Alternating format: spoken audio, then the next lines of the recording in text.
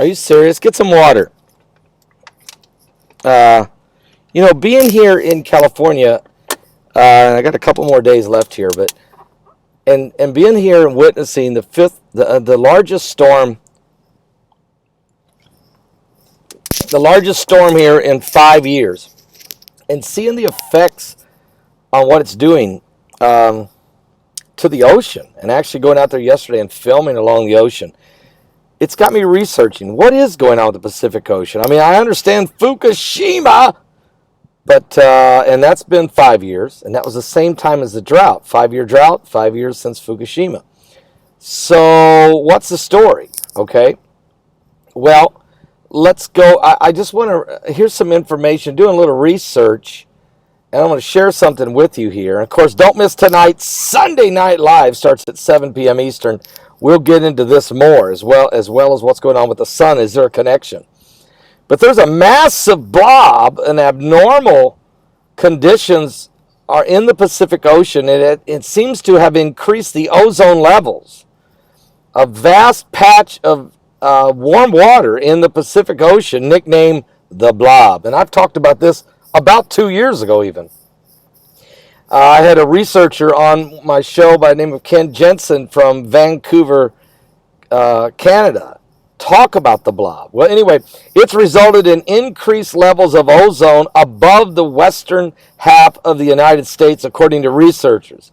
The Blob, which at its peak has covered roughly 9 million square kilometers, or 3.5 million square miles, from Mexico to Alaska, was assumed to be mainly messing with conditions in the ocean.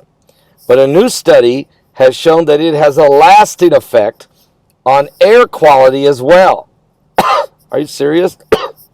Ultimately, it all links back to the Blob, which was the most unusual meteorological event we've had in decades, according to one of the teams from the University of Washington. The blob of warm water in the Pacific was first detected back in 2013, continued to spread throughout 2014 and 2015, and I reported on this. While it was less obvious in 2016, there were some indications that it persisted well into last year. The vast warm patch has been linked to several mass die-offs in the ocean during 2015, including thousands of California sea lions starving to death in waters more than 3 degrees Celsius or 5 degrees Fahrenheit above average, an unprecedented mass deaths of seabirds also in the United States. But now we know there's also a lot of mass animal deaths taking place everywhere around the world that doesn't and isn't affected by the Blob. So I won't totally, I can go with the Hosea prophecy.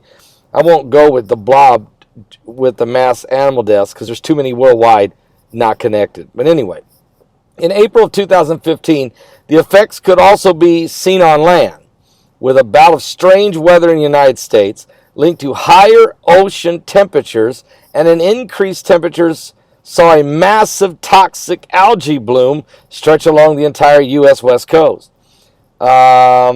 Folks, look, there's something biblical is going on, folks, with the signs of the second coming of Christ. You wonder if this crazy events linked to the Blob, the year of 2015, could also have been driving a massive boost in the ozone. At first we were like, wow, maybe we made a mistake, they said, according to the reports from the Pacific Northwest researchers. We looked at our sensors to see if we made an error in the calibration, but we couldn't find any mistakes. And so as they went on, the researchers went on and continued to look at this thing to see if there was any connections. The team mapped the lifespan of the Blob in unprecedented detail using multiple satellites positioned all over the globe to track temperature fluctuations on the Pacific Ocean surface between the years of 2014 and 2016. They then went back, compared the events to the sea surface temperatures records dating back to 1910, And what they found was unlike any natural phenomenon ever seen in recorded history. The phenomenon is something new, something we haven't seen before, and that was reported from Earth and Space Research in Seattle. They told the National Geographic this. From that entire record, this event is unprecedented in magnitude and duration. There's just nothing like it in our historical records. They found that the events of the blob on land, warmer temperatures, low cloud cover, calmer air, actually combined to produce extra ozone, and by June of 2015, this had pushed ozone levels to between 3 and 13 parts per billion higher than average over the northwestern U.S. So certain areas with already high ozone levels, such as Salt Lake City and Sacramento, California, saw their ozones pushed above federal allowed limits. Matter of fact, Washington State and Oregon were really the bullseye for the whole thing because of the location of the winds.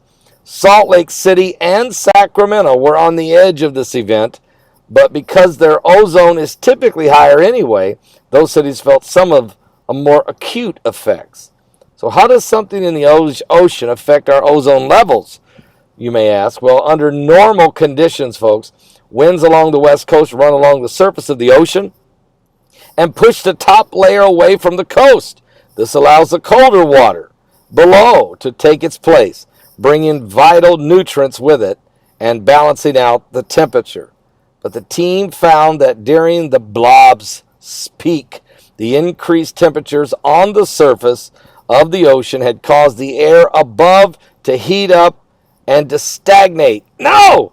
This weakened the coastal winds so much that they were no longer able to push the warm top layer of the Pacific away from the shoreline. And thus, with no upswelling of cold water, the high temperatures remained. And together with a lack of clouds, this allowed a chemical reaction that produced ozone, solar ultraviolet radiation, or sunlight, breaking down oxygen molecules to kick things up a notch. So temperatures are high, and with much less cloudy than normal, both with triggered ozone production.